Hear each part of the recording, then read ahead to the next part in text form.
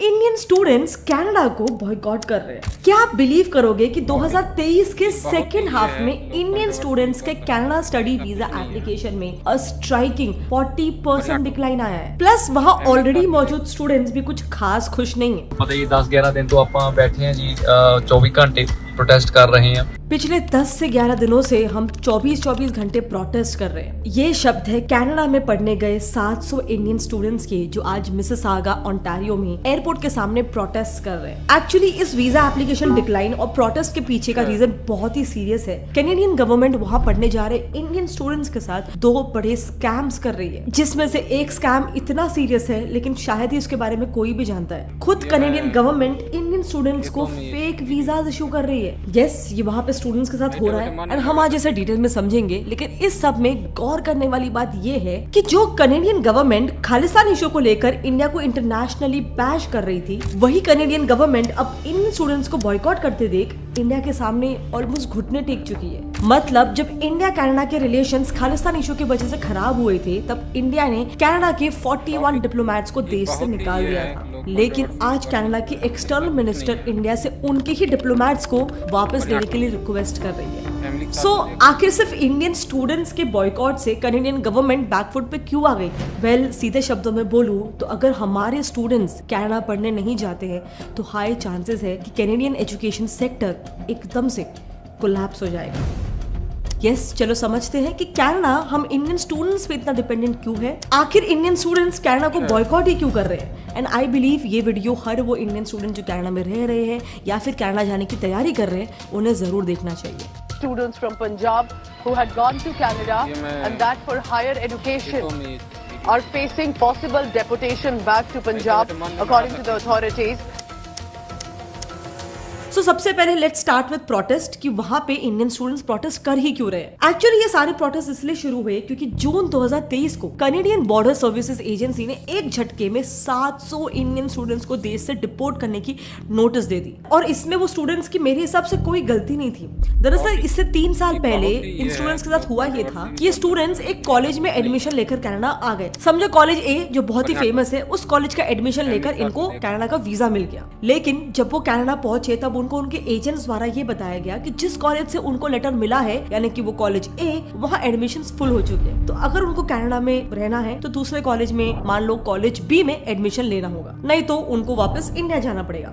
अब स्टूडेंट्स भी तुरंत मान गए क्योंकि as we all know visa लगना और कनाडा पहुंचना यही अपने आप में एक बहुत बड़ा टास्क होता है। तो इस दूसरे कॉलेज बी से स्टूडेंट्स ने अपनी डिग्री भी पूरी कर ली और कुछ लोगों ने तो इसके बाद वहाँ जॉब्स भी करना शुरू कर दिया। फिर फाइनली जब उन 700 स्टूडेंट्स ने कनाडा में परमानेंट रेजिडेंसी के लिए अप्लाई किया, जो आई थिंक हर किसी का सपना होता है जो वहाँ पे जाता है, तब 3 साल बाद उनको कैनेडियन गवर्नमेंट ने ये बताया कि वो तो अब तक एक फेक वीजा पे वहाँ पे रह रहे थे। फेक वीजा इसीलिए क्योंकि कैनेडियन गवर्नमेंट के हिसाब से उन स्टूडेंट्स के साथ हुआ ये कि उन्हें उनके एजेंट्स ने उनके कॉलेज का एक फेक एडमिशन सर्टिफिकेट बनवा के वीजा अप्रूवल करवा लिया। मतलब समझ लो यूनिवर्सिटी ए काफी फेमस है, लेकिन उसका एक फेक एडमिशन फॉर्म बनवा के उन्होंने कैनेडियन गवर्नमेंट से वीजा ले लिया।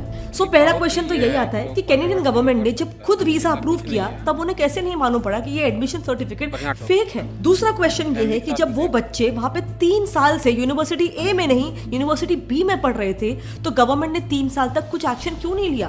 तभी अगर डिपोर्ट कर देते तो स्टूडेंट के 3 साल बर्बाद नहीं होते। सो डेफिनेटली इसमें कैनेडियन गवर्नमेंट की क्लियर कट गलती दिख रही है, जिसकी सजा अब वो स्टूडेंट्स भुगत रहे हैं। And hence the massive protest. पर कनाडा में इंडियन स्टूडेंट्स के साथ हुआ ये कोई पहला स्कैम नहीं है। दूसरा स्कैम तो इससे भी खतरनाक है, जिसमें वीजा छोड़ो 3-4 साल जिस यूनिवर्सिटी में लोग पढ़ाई कर लेते हैं, वो पूरी यूनिवर्सिटी ही कई बार अंत में फेक निकल जाती है। यस, इस स्कैम को हम डिटेल में समझेंगे, बहुत इंटरेस्टिंग है। लेकिन don't forget, Indian students Canada को क्यों बॉयकॉट कर रहे हैं, इसके पीछे एक मेजर हाथ खालिस्तान इशू का भी है, जिसकी वजह से आज इंडिया और कनाडा के डिप्लोमेटिक टाइज काफी बिगड़ चुके हैं। अब आई नो आप सोच रहे होगे कि कैसे इस एक इशू से 2 देशों के बीच के इतने अच्छे रिलेशंस सडनली खराब हो सकते हैं। सो इसे समझने के लिए आपको खालिस्तान का इतिहास क्या है, उनकी मांग क्या है, इससे अच्छे से समझना होगा।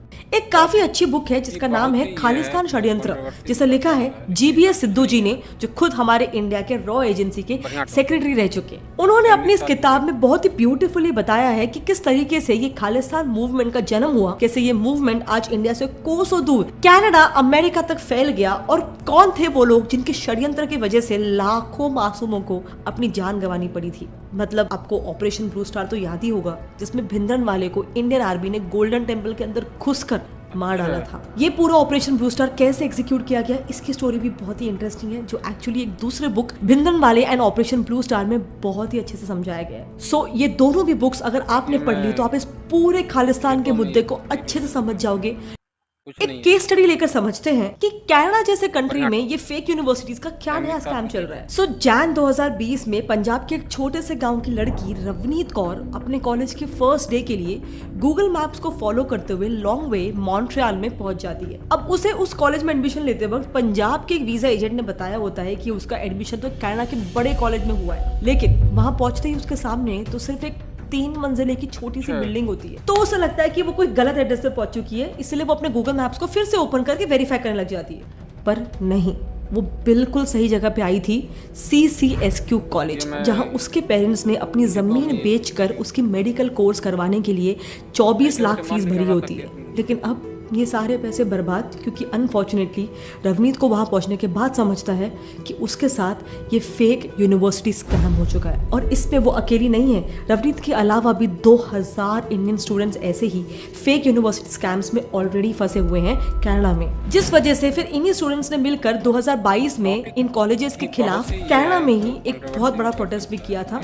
एंड ये स्कैम कोई वन ऑफ नहीं है, कनाडा में एक्चुअली ये सब कुछ काफी कॉमन है। इन कॉलेजेस की लिस्ट को ध्यान से देखना, क्योंकि इन्हें खुद कैनेडियन गवर्नमेंट ने ही ब्लैकलिस्ट किया हुआ है इन स्कैम्स के लिए। इसकी लिस्ट पे नीचे डिस्क्रिप्शन में भी डाल दूंगी। अगर इनमें से एक भी कॉलेज को आपका वीजा एजेंट सजेस्ट कर रहा होगा तो बी अवेयर, आप ऐसे ही एक स्कैम में फंस सकते हो। क्योंकि देखो, ये पूरी इंडस्ट्री काम ऐसे करती है कि सबसे पहले ये कॉलेजेस वो इंडिया बेस्ड वीजा एजेंट्स को फीस का 10 to 15% कमीशन दे देते हैं, जिसके बदले उन वीजा एजेंट्स का टारगेट होता है कि वो स्टूडेंट्स को सिर्फ इन्हीं कॉलेजेस में एडमिशन लेने के लिए कन्विंस कर ले। लेकिन फिर ये आगे चलकर क्या करते हैं कि अपना कोर्स ही कंप्लीट नहीं करते, कोर्स के बीच में ही खुद को बैंकरप्ट डिक्लेयर कर देते हैं, जिससे इन स्टूडेंट्स की पढ़ाई बीच में ही रुक जाती है और सबका इतनी मेहनत से कमाया हुआ पैसा एक झटके में बर्बाद हो जाता है। नाउ ऑफ कोर्स यहाँ पे ऐड करना चाहूंगी कि ये वीडियो मैं कनाडा जाने के खिलाफ होने के लिए बिल्कुल नहीं बना रही हूँ। वहां जाकर बेशक काफी इंडियंस की लाइफ सेटल हुई है। Are you happy in Canada? Yeah, I'm very happy. Are you happy? Yeah, I'm of course happy. In fact मेरे खुद के फ्रेंड्स आज वहाँ पे काफी कंफर्टेबल है। हम खुद जब रिसर्च कर रहे थे तभी ही हमें भी मालूम पड़ा कि कनाडा में इंडियन स्टूडेंट्स के ऊपर इतने बड़े लेवल के स्कैम्स भी हो रहे हैं। सो मुझे बस लगा कि मुझे आपके साथ ये इन्फॉर्मेशन शेयर करनी चाहिए। अब बेशक जिस भी देश में जाने का प्लान कर रहे हो जरूर जाओ, ऑल द बेस्ट यू।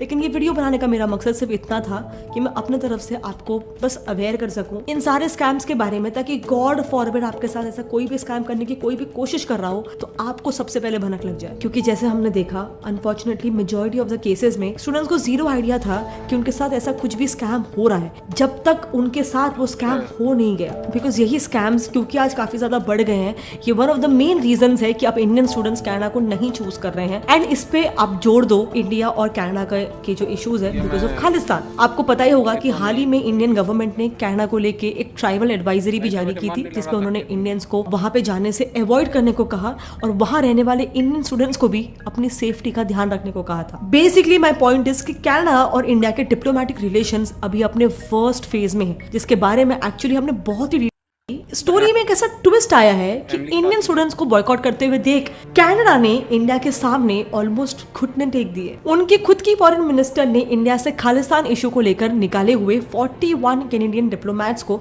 वापस लेने की रिक्वेस्ट की है। सो क्यों आखिर ये देश एक कदम पीछे क्यों जा रहा है, जबकि यही देश खालिस्तान इशू पे इंडिया को ओपनली इंटरनेशनली बैश कर रहा था? सिंपल है, क्योंकि उन 41 डिप्लोमेट्स को इंडिया से निकालने के बाद स्टूडेंट वीजा अप्रूवल प्रोसेस में 6 महीने का डिले हो सकता है, जो अनदर मेजर रीजन बन रहा है कि इंडियन स्टूडेंट्स का कैनेडियन वीजा एप्लीकेशन में एक स्ट्राइकिंग डाउनफॉल आया। And Canadian government is just not happy with this downfall, क्योंकि जैसे मैंने आपको इंट्रोडक्शन में बताया था, अगर हम इंडियन स्टूडेंट्स वहां पर पढ़ने नहीं जाते हैं तो हाई चांसेस है कि उनका एजुकेशनल सेक्टर कोलैप्स हो जाएगा। यस, ये कनाडा की ग्राउंड रियलिटी है। एक्चुअली ईटी के हिसाब से कनाडा के एजुकेशन सेक्टर का 76% इनकम इंटरनेशनल स्टूडेंट से होता है। एंड उन इंटरनेशनल स्टूडेंट्स में 10 में से 4 स्टूडेंट्स तो इंडियन इंडियंस होते हैं। इनफैक्ट उनके एक स्टेट ओंटारियो में तो इंडियन स्टूडेंट्स स्टेट गवर्नमेंट से भी ज्यादा उस सेक्टर में कंट्रीब्यूट करती है। तो इसीलिए अगर यही स्टूडेंट्स वहां पर आना बंद हो जाए तो अल्टीमेटली उनके एजुकेशन सेक्टर पे बहुत बड़ा इंपैक्ट पड़ सकता है। सो बस आई थिंक अब हम इंडियन स्टूडेंट्स कनाडा के लिए क्यों इंपॉर्टेंट है ये आप समझ गए होंगे।